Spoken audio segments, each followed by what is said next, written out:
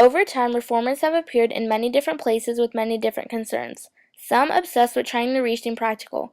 Margaret Fuller was a writer who was willing to commit journalistic sin just to bring out her points on women's reform. Some of her obsession was due to her dad's harshness towards her at a younger age. He was her teacher since females were not allowed a proper education. Fuller was determined as a child, and her stern teaching paid off. She became the first full-time American female book reviewer in journalism. Her book, Women in the 19th Century, is considered the first major feminist work in the United States. The interesting thing about Margaret Fuller was that she didn't just speak of reform, but she lived it. She herself was the perfect model of women's reform, and she showed everyone that it was possible.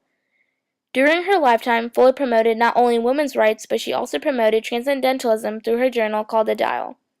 One of her greatest accomplishments was her book, which laid the foundation for the Seneca Falls Convention of 1848, where women gathered to discuss women's rights.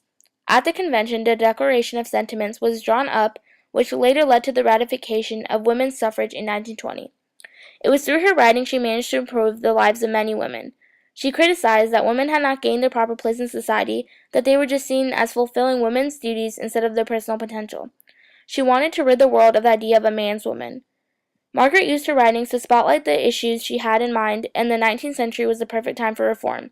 By the 1840s, rapid sailing and steamships could bridge the Atlantic in little more than a week.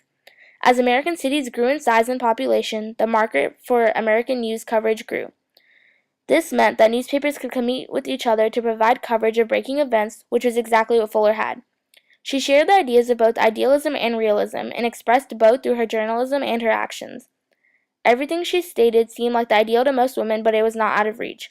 Like many other reformers, she encouraged reforms in society, including prison and emancipation of slaves. Margaret Fuller's determination towards reform was a strong example of the possibility of true reform.